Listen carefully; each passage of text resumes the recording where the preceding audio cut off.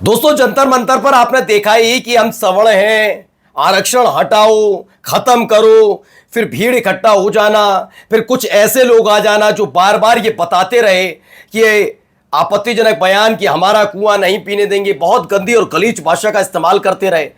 इन सब के बीच आपने देखा कि ये आंदोलन 2 दिन भी नहीं टिक पाया। मतलब इकट्ठा तो हुए, लेकिन 2 दिन भी टिक नहीं पाए। इसके पीछे की एक आज कहानी भी दिखाने जा रहा हूं और एक सीक्रेट वीडियो लीक हो गई है।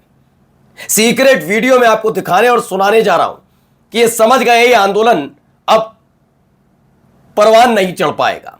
क्या नई रणनीति बनाई जा रही है, कैसे बैकफुट पर नजर आ रहे हैं वो चेहरे जो कल तक कह रहे थे कि मर जाएंगे, मिट जाएंगे, आरक्षण खत्म करके मानेंगे, लेकिन अब वो खुद ही कह रहे हैं कि मत करो, ये सब करना बंद कर देते हैं। एक एक खबर आप जरा गौर से देखिए और सुनिएगा क्या हालत हो गई है। क्योंकि जब तक ये जंतर मंतर नहीं पहुंचे थे तब तक ये बड़ी बड़ी बातें कर रहे थे। जंतर मंतर पहुंचने के बावजूद भी ललकारा जा रहा था। खुद की तुलना कभी मुसलमानों से, दलितों को, तो कभी कॉकरोच जनता पार्टी, देश के युवाओं को हर तरह की एक्टिविटी कर रहे थे।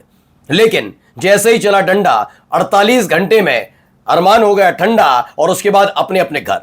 लेकिन अब एक सीक्रेट वीडियो ने सारा खेल खोल कर रख दिया है। यह वीडियो सिर्फ वो लोग मत देखिए, सिर्फ वो लोग नहीं जो यूजीसी चाहते हैं, जो यूजीसी रोल बैक की बात कर रहे हो ना आप लोग, जरा आप लोग भी देख लीजिएगा। आप पूछना जानना चाहते हो ना कि कॉकरोच जनता पार्टी की तरफ से किया गया आंदोलन क्यों सफल हो गया, लेकिन यह वाला असफल, नाकाम कैसे हो गया, गौर से देखिएगा। नमस्कार, मैं हूं प्रज्वल गौतम और आप देख रहे हैं टाइम्स एक्सप्रेस। मैं कभी यह नहीं कहता कि किसी को अपनी मांग रखने का हक नहीं है। मांग जायज है, रखिए, रखने का हक है, आंदोलन करने का। और मैं नहीं कह रहा लाखों लोग आएंगे तभी बात मानी चाहिए। अगर एक व्यक्ति भी अपनी बात रखना चाहता है तो उसे अभिव्यक्ति की आजादी है, लेकिन संयमित तरीके से, संयमित तरीके से अगर आप बात रखते हैं तो। आपने अमूमन देखा होगा कि कॉकरोच जनता पार्टी का जब आंदोलन शुरू हुआ तब उन्होंने किसी के बारे में अनाप शनाप ऐसे नहीं बोला कि फलाने किसी मुसलमान के बारे में बोल दिया हो, क्षत्रियों के बारे में बोला जा रहा हो, ब्राह्मणों के नहीं बोला। यह कॉन्सेप्ट तैयार किया गया था नफरतियों की तरफ से जो वहां पहुंच रहे थे। एक भी जगह ऐसी नारेबाजी सुनाई नहीं दी, यह क्लियर था। अब यहां यह फेल क्यों हुआ, क्यों 48 घंटे भी टिक नहीं पाए, उसके पीछे की एक पूरी स्क्रिप्ट है। क्योंकि आप देखिए, बर्बरता जितनी उन छात्रों के साथ हुई उतनी तो यहां पर इन यूजीसी विरोधी लोग जो वहां इकट्ठा हुए थे उनके खिलाफ भी उतनी बड़ी कार्रवाई नहीं हुई। बर्बरता की सारी हदें कहां पार हुई, पैलेट गन वहां चली, वहां करंट तक लगाया गया, ये था, वहां कील लगी हुई थी लाठियों में, वो लेकर मारा गया।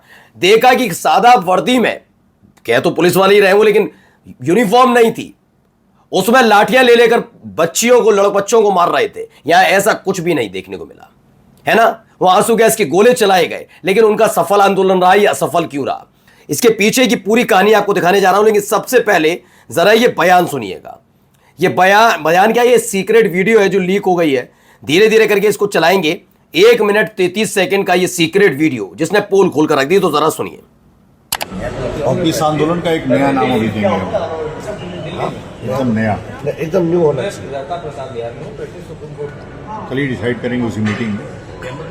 उसमें यूजीसी, आरक्षण और SC/ST एक्ट तीनों हो। ये नहीं भाई, आरक्षण के रिफॉर्म की बातचीत हो। देखो, आरक्षण हटाने की बात करोगे तो वो तुरंत बिलबिला जाएंगे। आप जब बोलोगे कि चर्चा हो इस पे, जरूरी है भाई। कोई चीज 75 वर्षों से जड़ है और उस पर चर्चा ही हम नहीं करेंगे तो गाड़ी कैसे चलेगी। तो इसलिए केवल हम लोग रिफॉर्म की बात करें, उसको आर्थिक, केवल हम रिफॉर्म की बात करें। ये सीक्रेट वीडियो इसलिए मैं आपको बताता हूं, ये वीडियो क्यों लीक हुई, कैसे हुई। ये सारे के सारे पहुंचे थे, सारे चेहरे जितने इसमें दिख रहे थे आप सब दिख रहे होंगे। इनके अलावा कुछ ऐसे चेहरे भी थे जो वहां पहुंचकर बहुत गंदी और गलीच भाषा का इस्तेमाल कर रहे थे। मैं अभी भी बताऊं, इनमें से कई हैं जिन्होंने ऐसी भाषा का इस्तेमाल नहीं किया, लेकिन सबसे पहला जो काम इनका था ये था कि ऐसे लोगों को दूर रखिए। क्योंकि आपको वो बार बार क्या कह रहे थे, मुसलमानों का देश थोड़ी हमारा देश है। मुसलमान कहां से आ गया। फिर इन्हें कोई नहीं मिला तो दलितों के लिए गंदी गंदी गालियां दी जा रही थी। मतलब हिंदू एकजुट चाहिए इनको।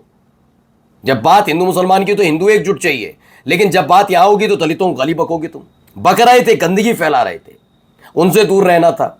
आंदोलन सफल कैसे होता है, यह नहीं कि आपकी सारी मांगे मान ली जाए तब आंदोलन सफल है। सफलता तब होती है जब उसमें उसमें साफ सुथरापन भी हो, मांगे नहीं भी मानी गई हो तो। दूसरा, तीसरा सबसे महत्वपूर्ण बात यह है कि अराजकता फैलाने की कोशिश ना हो। अराजकता मत फैलाइए, क्योंकि जिस तरह की भाषा शैली का इस्तेमाल अगर उन छात्रों ने, बच्चों ने कर दिया था, तो इस आंदोलन में आए लंपट क्या कह रहे थे, मार रहे थे कनॉट प्लेस पर बच्चों को, वैसे ही भाषा शैली का इस्तेमाल बाद में ये करने लगे, तो दोगलापन इनका खुल गया।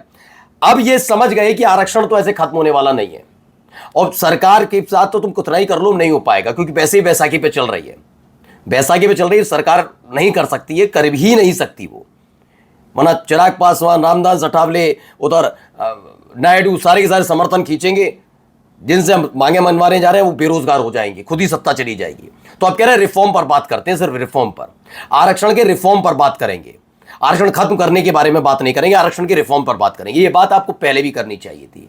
इनका क्यों ये फेल हुआ, क्योंकि जब आप किसान आंदोलन देखते हैं तो उसमें 3 कृषि कानून को हटाने का क्लियर कट मैसेज था कि हम 3 कृषि कानून हटाने की बात कर रहे हैं, याद है ना आपको।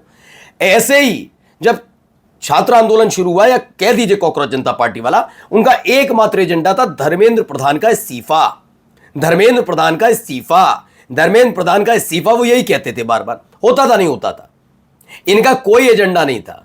उधर अलग आरक्षण खत्म करो, फिर गाली दे दो किसी को, इधर कुछ कर लो, आरक्षण खत्म करो, फिर वो दलितों के बारे में बोल रहे हैं। जबकि इस पर चर्चा की बात अगर रखते तो ठीक था, आर्थिक आधार पर आरक्षण की बात करते तो एक तरीके से चलती।